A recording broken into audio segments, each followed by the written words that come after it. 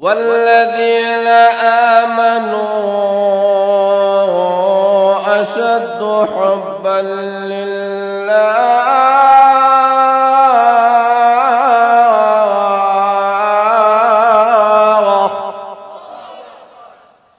আল্লাহ বলেন ইমানদার জাতি তাদের অন্তরে আল্লাহ এবং তার রাসূলের ভালোবাসাই বেশি। আর আসতে বলেন সুবহানাল্লাহ। যুবকের অন্তরে এক সময় ঈমানের মহব্বত বেশি ছিল, গোটা পৃথিবীর চাইতে ঈমানের মহব্বত বেশি ছিল। আজকে যুবকদের অন্তরে বিশ্বকাপ ফুটবলের মহব্বত ঢুকে গেছে। আরো যারা বলেন ঠিক না বেঠে? আজকে লক্ষ্য করে দেখেন, এই বিশ্বকাপ দেখার জন্য যুবকেরা যেমন ভাবে যাকে যাকে দলে দলে রাতের পর রাত জাগ্রত থাকে ইসলামী মহাসম্মানের জন্য, যদি তেমন হতো গোটা বিশ্বের মধ্যে ইসলামী পতাকা উড্ডীন হতো। আরো যারা বলেন ঠিক না ঠিক? লক্ষ্য করে দেখেন, আজকে আমাদের অন্তরে এই মহব্বত আমাদের কাছ থেকে চলে গেছে। বিশেষ করে যুবকদের অন্তরে মা বাবার চাইতে স্ত্রীর মহব্বত ঢুকে গেছে। কথা বলে ঠিক না বেশি? বাপ বললে কান্দে না, মা বললে কান্দে না, বউ বললে কান্দে। কথা বলে না, আছে কি নাই? তো কিছুদিন আগে লোকটার বাবা মারা গেছে, কাঁদে না। আর কিছুদিন ওর মাও মারা গেছে, কাঁদে না। বউ মরছে, কান্দে। লোকের হয় বাবা, বাহু মারা যায়, মাহু মারা যায়, কান্দ না। বউ মরছে, কান্দ হলে বাহ বললে বাপ হওয়া যায়, মা বললে মা হওয়া যায়, বউ বললে বউ হওয়া যায়। কথা বুঝেননি আপনারা? বউ বুঝেননি আপনারা? বেগম বুঝেন, স্ত্রী বুঝেন তো?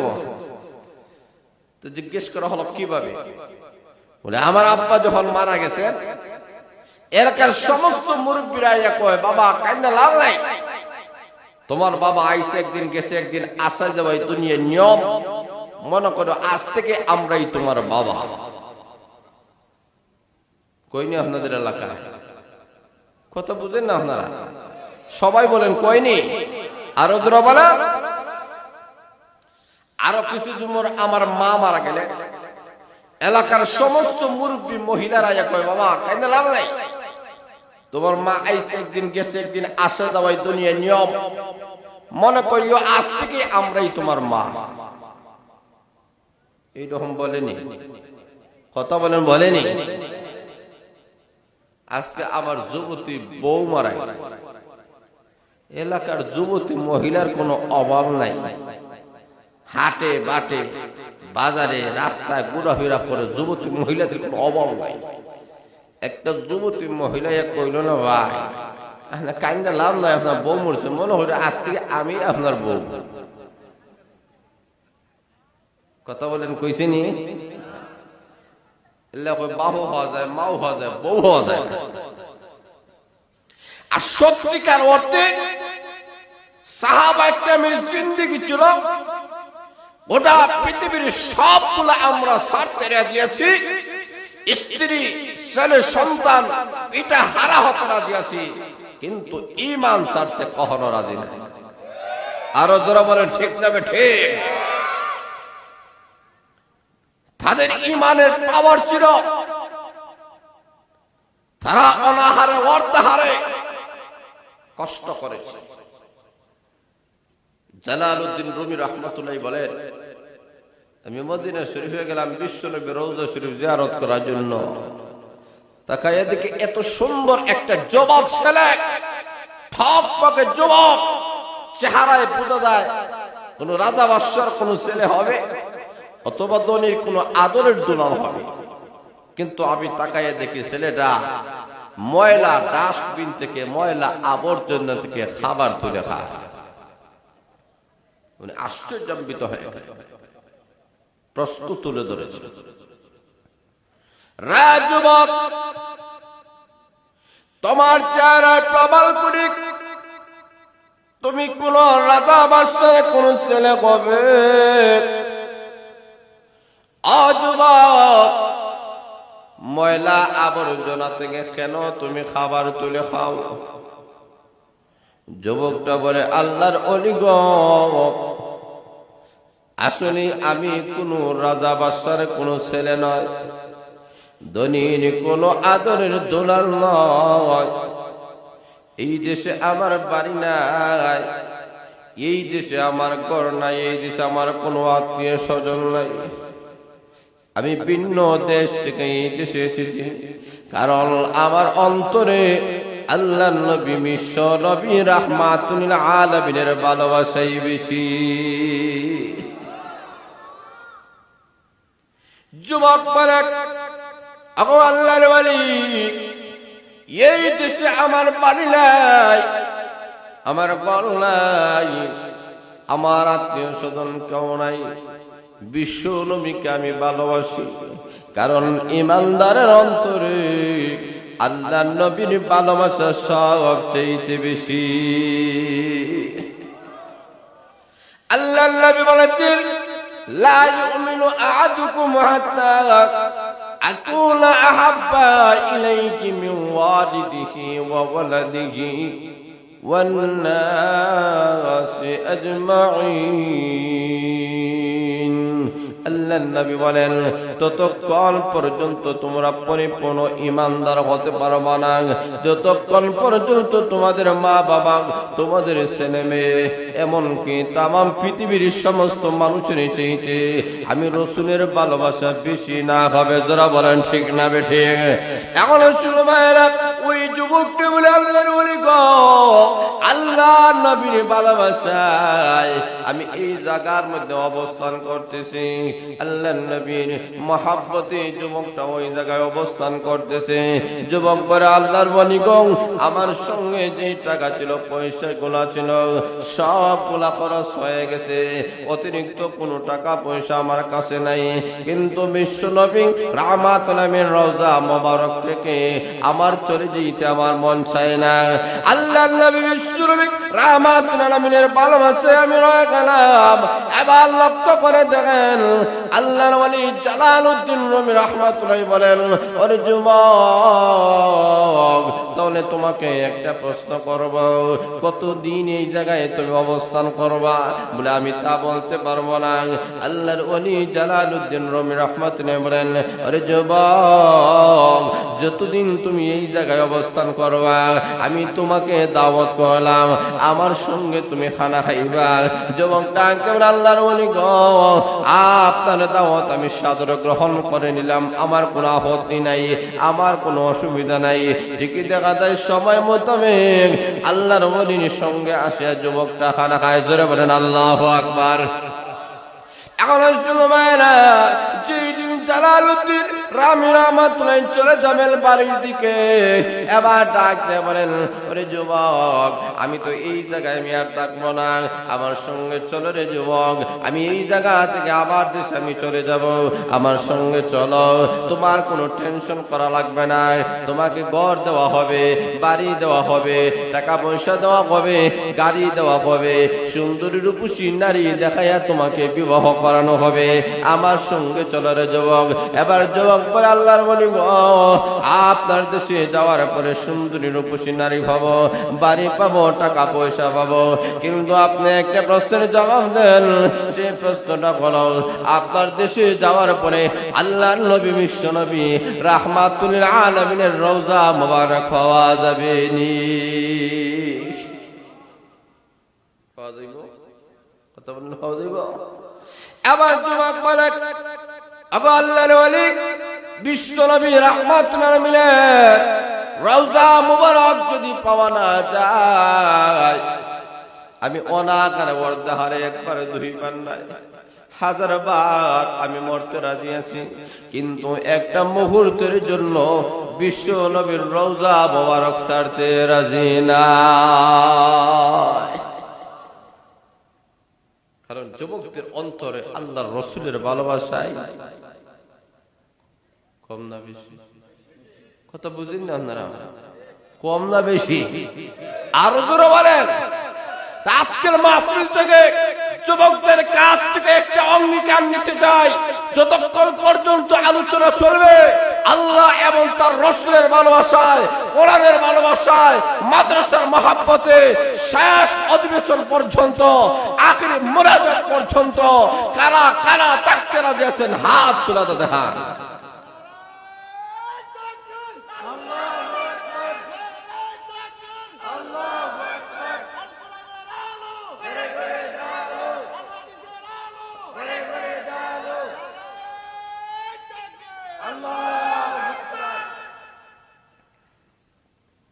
আসুন ভাইরা, লক্ষ্য করে দেখেন, আমি আপনাদের সামনে যে সূরাটি তেলাওয়াত করেছি, এই সূরার নাম সূরা আল কলম। এই সূরার প্রথম আয়াত থেকে শুরু করে ৪র্থ নাম্বার আয়াত পর্যন্ত তেলাওয়াত করেছি। এই আয়াতগুলোকে সামনে নিয়ে সংক্ষিপ্ত আকারে কিছু আলোচনা করার চেষ্টা করব। আল্লাহ যেন আমাকে ইখলাসের সাথে বলার, আমাদের সবাইকে যেন আমলের নিয়তে শোনার তৌফিক দান করেন। সবাই বলেন আমিন। এই সূরাটা মহান আল্লাহ কেন নাযিল করেছেন? এই সূরাটা নাযিল করার একটা প্রেক্ষাপট, একটা কারণ আছে কি নাই? আরো জোরে বলেন, কিছু কথা বলতে হবে।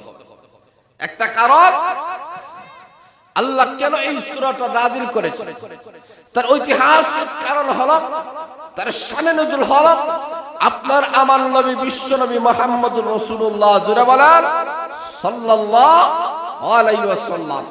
এমন একজন নবী, যেই নবী এই দুনিয়াতে আসিয়া মানব জাতিদেরকে যখন ইসলামের দাওয়াত, কোরআনের দাওয়াত দেওয়া যখন শুরু করে দিলেন, আল্লাহর রাসূল এমন একজন নবী, আপনার আমার নবী এমন একজন নবী, যেই নবীর চরিত্রের কলঙ্কের কোনো দাগ আর জোরে বলেন, এমন একজন নবীকে আল্লাহ পাঠিয়েছেন। এই নবীর দাম আছে কি নাই? আরো জোরে আছে কি নাই? এখন শুধু মায়েরা, আপনার আমার নবী এমন একজন নবী, যেই নবীর সম্মান বেশি, মর্যাদা বেশি। আমার মহান আল্লাহ রাব্বুল আলামিন এই নবীর সম্মান মর্যাদা মহান আল্লাহ বাড়ায় দিয়েছেন। আল্লাহর নবী তো এমন একজন নবী, 40 বছরের ভিতরে যেই নবী মক্কার বেঈমান কাফিরদের সঙ্গে উঠা বসা করেছেন, কোনদিন কাউকে গালি দেন নাই, কোনদিন কাউকে আঘাত করেন নাই, কোনদিন মানুষকে প্রহার করেন নাই। এমন একজন নবী, যেই নবীর চরিত্রের বেলায় কাফেরেরা বলে আল আমিন, চিরবিশ্বাসী, যারা বলেন সুবহানাল্লাহ। আপনার আমার নবী এমন একজন নবী ছিলেন, আল্লাহর নবী বিশ্ব নবী রাহমাতুল আলামিন, আল্লাহর নবীর হাত মোবারকের দাম চরিত্রের মধ্যে এতই সম্মান মর্যাদা আল্লাহ রেখে দিয়েছেন। কেমন হাত মোবারকের দাম, নবীর সাহাবায়ে কেরাম বলেন, আমরা এক জায়গায় বসা মিশ্রিত করে দিয়েছে, আবার নবী পান করলেন, আবার নবী এই দুনিয়া থেকে চলে যাইবে, এটা কখনো হতে পারে না। আমি মহান আল্লাহ নবীর মাধ্যমে কোরআনের আওয়াজ সারা বিশ্বময় আমি আল্লাহ পৌঁছায় দিতে চাই। আবার নবীর মাধ্যমে কোরআনের আওয়াজ, ইসলামের আওয়াজ, ইসলামটাকে পরিপূর্ণ আমি আল্লাহ করতে চাই। সারা পৃথিবীর মধ্যে আমি আল্লাহর গোলামিয়ত আমি কায়েম করতে চাই, ইবাদত কায়েম করতে চাই। এখন শুনুন মায়েরা, আল্লাহ রাব্বুল আলামিন নবীকে জানায় দিয়েছেন, আল্লাহর নবী বিশ্ব নবী রাহমাতুল কুয়ার কাছে গিয়া নিজের তুতু মোবারক তোয়ার মধ্যে নিক্ষেপ করে দিয়েছেন। নিক্ষেপ করতে দিনে হয়েছে, ওই তুতু মোবারকের কারণে কুয়ার ভিতরে যেই বিষ ছিল, ওই বিষগুলা পানি হইতে একটা সেকেন্ডেও দেরি হয় না। এমন একজন নবী, যেই নবীর সম্মান বেশি, মর্যাদা বেশি। এমন একজন নবী, যেই নবীর আঙ্গুলের দাম আছে কি নাই? আরো জোরে বলেন। এমন একজন নবী, যেই নবী আকাশের চন্দ্রের দিকে আঙ্গুল দ্বারা যখন ইশারা করেছেন, করতে দেরি হয়েছে, আকাশের চন্দ্র দ্বিখণ্ডিত হইতে একটা সেকেন্ডও দেরি হয় নাই। জোরে বলেন সুবহানাল্লাহ। এখন শুনুন ভাইরা, এমন একজন নবী, এই নবীর সম্মান বেশি, মর্যাদা বেশি। হযরত আলী রাদিয়াল্লাহু তাআলা বলেন, আমি বিশ্ব নবী রাহমাতুল আলামিন উরু মুবারকের উপরে আমি শুয়ে আছি, আমার অবস্থায় সূর্য ডুবে আল্লাহর নবী আলী রাদিয়াল্লাহু তাআলা মুবারক কবরের উপরে শুয়ে আছেন। এমত অবস্থায় সূর্যটা ডুবে গেল। হযরত আলী রাদিয়াল্লাহু তাআলা আল্লাহর নবী বিশ্ব নবী রাহমাতুল আমিনের ঘুম যখন ভেঙে গেছে, তাকায় দেখেন সূর্য ডুবে গেছে। আলী বলেন, ওগো নবীজি, আমি আসরের নামাজ আদায় করতে পারি নাই। আল্লাহর নবী বলেন, হতে পারে না, আমার আলী নামাজ পড়বে না আর সূর্য ডুবে যাবে, হতে পারে না। আল্লাহর নবী বিশ্ব নবী রাহমাতুল আমিন সূর্যের দিকে ইশারা করেছেন, ওরে সূর্য, আমার আলী নামাজ পড়ে নাই, তুমি উদিত হয়ে যাও। আল্লাহর নবী আঙ্গুল দ্বারা ইশারা করতে দেরি হয়েছে। ওই অস্ত যাওয়া সূর্যটা আকাশের মধ্যে উঠতে একটা সেকেন্ডও দেরি হয় না। কেমন নবী ছিলেন, যেই নবীর আঙ্গুলের তুই পামার, যেই নবী নিয়ে তুই সম্মান নিয়ে তুই মর্যাদা মকাম আল্লাহ দিয়েছেন। শুধুমাত্র তাই নয়, একজন সাহাবী বলেন, আমি আর বিশ্ব নবী রাহমাতুল একসঙ্গে খাবার খাইতেছি, আল্লাহর নবী তুই সম্মানে তুই মর্যাদা লক্ষ্য করে দেখেন। এমত অবস্থায় একজন মহিলা ছোট বাচ্চাকে নিয়ে নবীর দরবারে হাজির হয়ে গেছে। ইয়া রাসূলুল্লাহ, ইয়া হাবিবাল্লাহ, ওগো নবীজি, আমার সন্তান সব সময় অসুস্থতাতে সুস্থ হয় না, সব সময় তার শরীর থেকে ফোঁটাগুলা বাইর হয়। আল্লাহর নবী বিশ্ব নবী রাহমাতুল আলামিন মুস্কি হাসি দিয়ে নিজের লালা মোবারক মুখ থেকে বাহির করে ওই লালা মোবারকটা ওই সাহাবীর গায়ের মধ্যে মিশিয়ে দিয়েছেন, লাগাইয়া দিয়েছেন। দিতে দেরি হয়েছে, ওই লোকটা সুস্থ হয়ে যাইতে একটা সেকেন্ডেও দেরি হয় না। শুধুমাত্র ওই সাহাবী যখন বড় হয়ে গেলেন, বিবাহ করেছেন, স্ত্রীরা বলেন, প্রাণের স্বামী গো, প্রতিদিন আপনি ঘরের ভিতরে ঢুকেন, কিন্তু আপনার শরীর মোবারকের মধ্যে এতই সেন্ট, এতই গ্রান পাওয়া যায়। আমরা বাজারে ঘোরাফেরা করি, এমন কোন দোকান নাই যেখানে এত সুন্দর মজার গ্রান আমরা, এমন কোন আতর আমরা পাই না। আপনার শরীরে এত সুন্দর গ্রান কিভাবে করে? উনি মুস্কি হাসি দিয়ে বলেন, তোমরা জানো না, পৃথিবীর কোন বাজারে এমন গ্রান তোমরা খরিদ করতে পারবা না, এমন কোন পারফিউম, এমন কোন আতর পাইবা না রে। বরং আমার গায়ে আল্লাহর নবী বিশ্ব নবী রাহমাতুল আলামিন লালা মোবারক যে লেগেছিল, ওই লালা মোবারকের কারণে আমার শরীর মিশকে আম্বরের চাইতে বেশি সুঘ্রাণ হয়ে গেছে। এমন একজন নবী, যেই নবীর সম্মান বেশি, যেই নবীর মর্যাদা বেশি, মহান আল্লাহ যেই নবীকে এত সম্মান দান করেছেন, আল্লাহ নবীর জন্য নবীর সাহাবা একরাম পাগল পারা হয়ে যায়, জীবন দিতে রাজি আছেন। আব্দুল্লাহ আনসারী রাদিয়াল্লাহু তাআলা আল্লাহ নবী বিশ্ব নবী রাহমাতুল্লাহ কাছে আসিয়া কলমা পড়ে মুসলমান হয়ে গেলেন। এর আগে ওনার নাম ছিল আব্দুল উজ্জা। ইসলাম ধর্ম গ্রহণ করার পরে বিশ্ব নবী ওনার নাম আব্দুল্লাহ রেখে দিয়েছেন। জোরে বলেন আল্লাহু আকবার। আল্লাহ নবী বিশ্ব নবী রাহমাতুল্লাহ কাছে কলমা পড়ার কারণে এমন বাড়িতে গিয়েছে, চাচা নিজের কাপড় চোপড় যা কিছু আছে সবগুলা রেখে দিয়েছে। আর এমনি ভাবে আল্লাহ নবী বিশ্ব নবী রাহমাতুল আমিনের দরবারে যাওয়ার অপরাধে তাকে বলে, এই বাড়িতে আর থাকতে পারবা না, সম্পদের মালিক দেওয়া হবে না, বানাইয়া চলে যাও। উলঙ্গ অবস্থায় বাড়ি থেকে বাহির করে দেওয়া হয়েছে। আব্দুল্লাহ আনসারী রাদিয়াল্লাহু তাআলা ঘর থেকে যখন বাহির হয়ে গেলেন, মার কাছে গিয়ে বলেন, মা গো, আমি আল্লাহর নবী বিশ্ব নবী রাহমাতুল্লাহর কাছে গিয়ে কলমা পড়ার কারণে আমার বাবা আমাকে বাড়ি, আমার চাচা আমাকে বাড়ি থেকে বের করে দিয়েছে, আমাকে বলেছে সমস্ত সম্পদ থেকে নাকি আমাকে বঞ্চিত করবে। আমার আল্লাহর কসম করে বলি গো মা, আমি সম্পদ হারাতে রাজি আছি, কাপড় হারাতে রাজি আছি, দুনিয়ার সবগুলা হারাতে রাজি আছি, কিন্তু বিশ্ব নবীর দরবার একটা সেকেন্ডের জন্য ছাড়তে রাজি না। বাইরে লক্ষ্য করে দেখান, আল্লাহর নবী বিশ্বনবী রাহমাতুলের কাছে বাবা আমাকে একটা নজর নবীর কাছে গিয়ে নবীকে আমাকে দেখতে হবে, এমনি বলে একটা কাপড় দিয়ে দাও। কাপড় দেওয়া হলো, ওই কাপড়টা নিয়ে আল্লাহর নবী বিশ্বনবী রাহমাতের কাছে গিয়ে সকালবেলা যখন সালাম দিয়েছে রাসূলুল্লাহ ইয়া হাবিবাল্লাহ, আল্লাহর নবী জবাব দিলেন, ডাক দিয়ে বলেন, কে রে তুই? আগো নবীজি আপনি কি আমাকে চিনেন না? আমি ওই আপনার সাহাবী, আমি কলেমা পড়ে আপনার কাছে মুসলমান হয়েছিলাম। আল্লাহর নবী বলেন, হ্যাঁ তুমি তো বড় ধনী মানুষ ছিলে, তোমার টাকা পয়সার তো কোনো অভাব ছিল না, আজকে দেখা যায় বিপত্র অবস্থায় স্বাভাবিক একটা কাপড় পরিধান করে আসলা, ব্যাপার কি? উনি চোখের পানি বানায় কান্দেন আর বলেন, ইয়া রাসূলুল্লাহ ইয়া হাবিবাল্লাহ, আল্লাহর নবী গো আমি কলেমা পড়ার অপরাধে আমার চাচা আমাকে বাড়ি থেকে বাইরে করে দিয়েছে, আমার এমন করুণ অবস্থা হয়ে গেল। আল্লাহর নবী ডাক দেন, আব্দুল্লাহ আনসারী রে ঘাবড়াবা না, চিন্তা করবা না, এই ইসলাম ধর্ম গ্রহণ করার কারণে আমি রাসূল তোমাকে একটা সুসংবাদ দিতে চাই, একজন নিম্নমাত্র ইমানদারকে মহান আল্লাহ এই দুনিয়ার মতো 10টা দুনিয়ার মালিক আল্লাহ বানায়া দিবে। তুমি চিন্তা করবা না, তুমি ঘাবড়াবে না।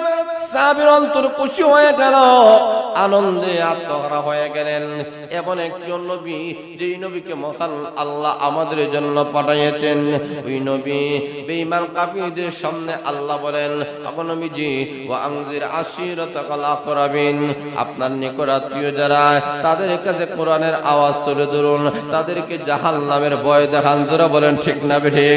আল্লাহর নবী বিশ্বনবী রাহমাতুল আলামিন পাহাড়ের উপরে উঠিয়া সমস্ত বেঈমান কাফিরদেরকে আহ্বান করলেন, তোমরা এইদিকে আসো।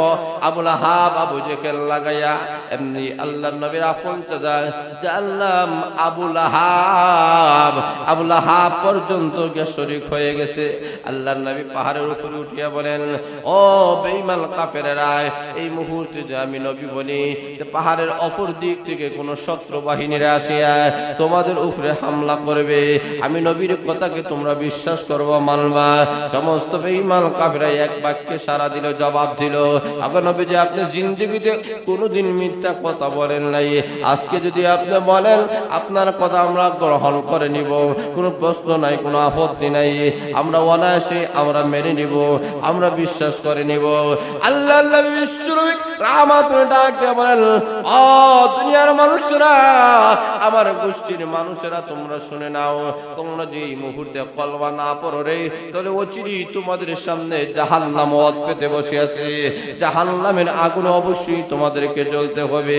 এই কথা যখন বলেছেন আর বলেছেন তোমরা কলমা পড়ো, আমি নবীকে তোমরা মানিয়ে নাও, এমত অবস্থায় সর্বপ্রথম আল্লাহর নবী বিশ্বনবী রাহমাতুল আলামিন আপন চাচা যার নাম আবু লাহাব ডাক দিয়ে বলেন, তাব্বান তাব্বাত ইয়াদা তাব্বান লাকা আলি হাযা জামাতানা, ডাক দিয়ে বলেন, ও মুহাম্মদ তুমি ধ্বংস হয়ে যাও, এই কারণে কি তুমি আমাদেরকে সমবেত করেছো, তুমি ধ্বংস হয়ে যাও।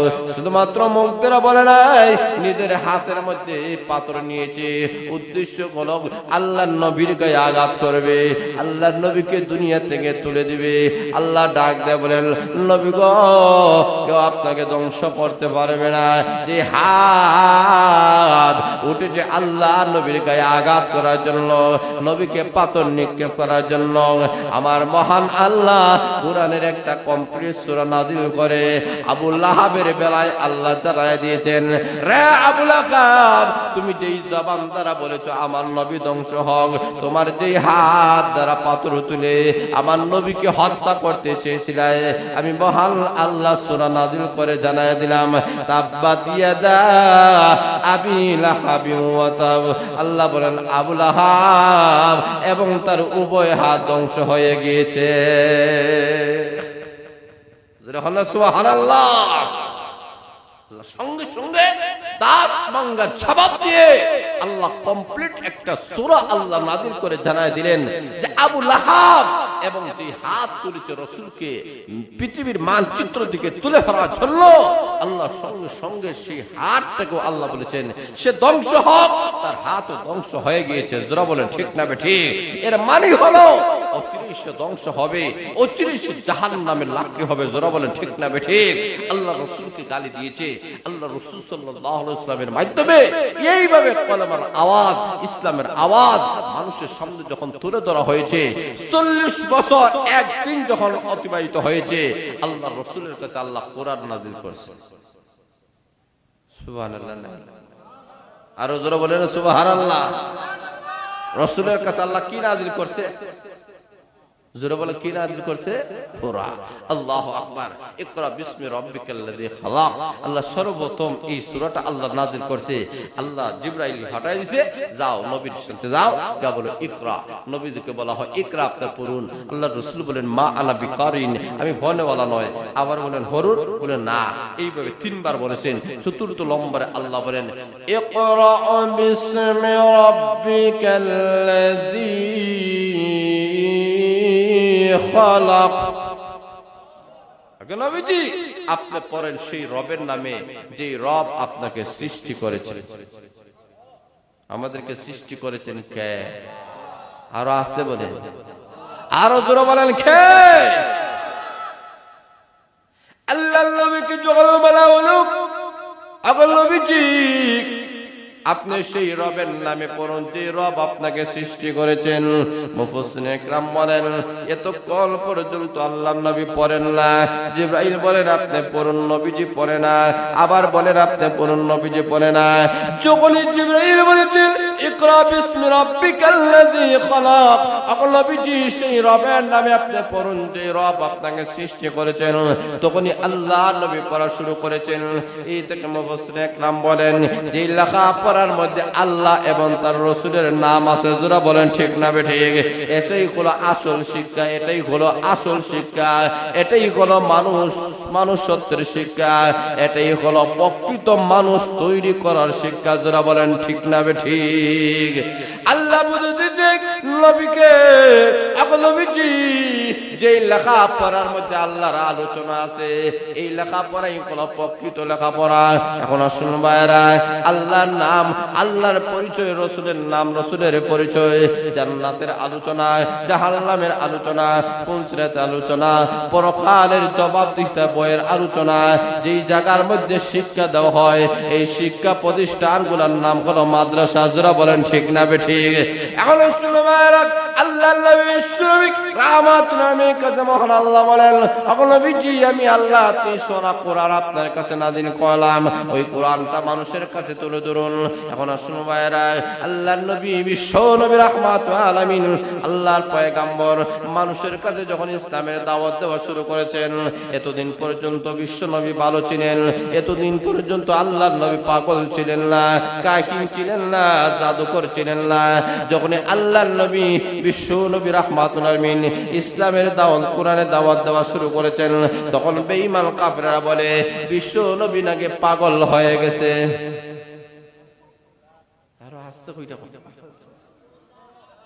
আমাদের নবী পাগল? জোরে বলেন পাগল?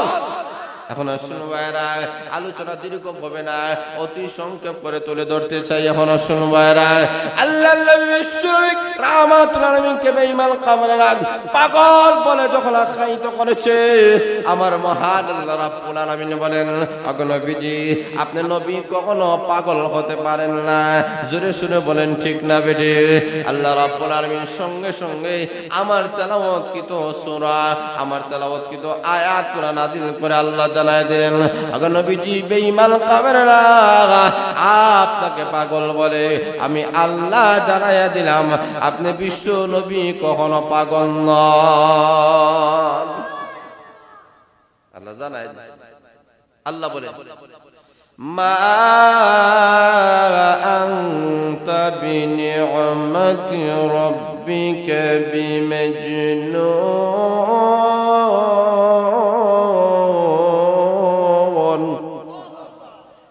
আল্লাহ বলেন নবীজি আপনার রবের দয়ায়, আপনার রবের অনুগ্রহে আপনি বিশ্ব নবী পাগল নন।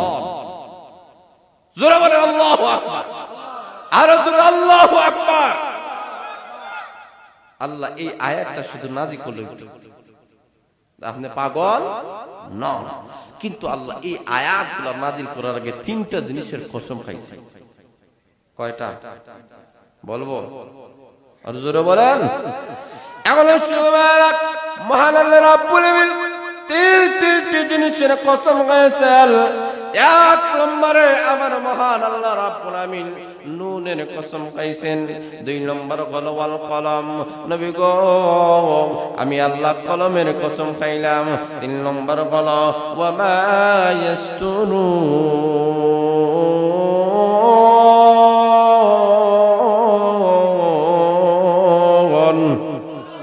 আল্লাহ রাব্বুল আলামিন মা ইয়াসতুরুনের কসম খাইছেন। এখন আসুন ভাইরা, নুন দ্বারা মহান আল্লাহ কি বুঝাইছেন অনেক ব্যাখ্যা বিশ্লেষণ উল্লেখ করা হয়েছে, সবগুলা বলার মতো টাইম নাই, সংক্ষেপে একটা কথা বলতে চাই। নুন দ্বারা মুফাসসিরিন একরাম বলেন সাত আকাশ সাত জমিনটাকে মহান আল্লাহ সৃষ্টি করার পরে কোন জায়গার মধ্যে মহান আল্লাহ রাখবেন, এই কারণে মহান আল্লাহ বিশাল বড় একজন ফেরেশতা আল্লাহ সৃষ্টি করেছেন। ওই ফেরেশতার কাঁধের উপরে আল্লাহ রেখে দিয়েছেন। জোরে বলেন সুবহানাল্লাহ। ওই ফেরেশতাকে কে বহন করবে, এই কারণে আমার মহান আল্লাহ রাব্বুল আলামিন বিশাল বড় একটা ষাঁড় আল্লাহ সৃষ্টি করেছেন। ওই ষাঁড়ের পিঠের উপরে আল্লাহ রেখে দিয়েছেন। ওই ষাঁড়টাকে কে বহন করবে, এই কারণে আমার মহান আল্লাহ রাব্বুল আলামিন বিশাল বড় একটা পাথর আল্লাহ সৃষ্টি করেছেন। ওই পাথরের উপরে মহান আল্লাহ তামাম পৃথিবীর ভার আল্লাহ রেখে দিয়েছেন। ওই পাথরটাকে কে বহন করবে, এই কারণে আমার মহান আল্লাহ রাব্বুল আলামিন বিশাল বড় একটা মাছ আল্লাহ সৃষ্টি করেছেন। ওই মাছটাকে সৃষ্টি করে আল্লাহ তামাম পৃথিবীর ভার মাছের পিঠের উপরে আল্লাহ রেখে দিয়েছে।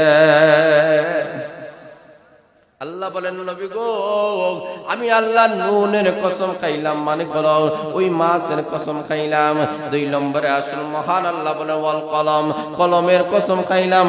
কলম দ্বারা মহান আল্লাহ ওই তকদিরি কলম আল্লাহ বুঝাইয়েছেন, যেই কলমের মাধ্যমে সাত আকাশ সাত জমিন এমনকি তামাম পৃথিবীর মানুষের বাক্যগুলো আল্লাহ লিপিবদ্ধ করেছেন। এই কলমটা ছোট না বড়? আরো যারা বলেন আল্লাহ বলে এই কলম সেই কলম যে কলম দ্বারা মহান আল্লাহ লৌহে মাহফুজের মধ্যে কোরআন আল্লাহ লিপিবদ্ধ করেছেন। আল্লাহ কোরআনে বলেছেন বাল হুয়া কুরআনুম মাজিদ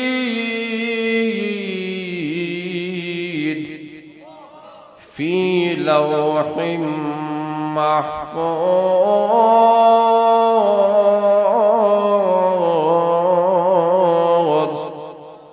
আল্লাহ বলেন 30 পারা কোরআনটাকে লৌহে মাহফুজের মধ্যে আল্লাহ লিপিবদ্ধ করেছেন।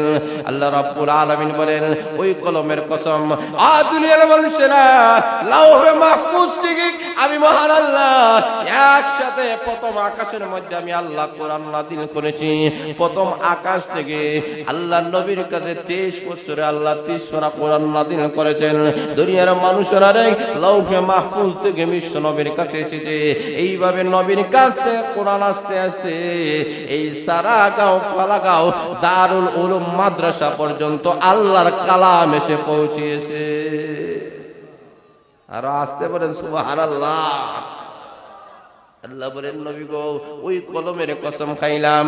3 নম্বর কলম ওয়া মা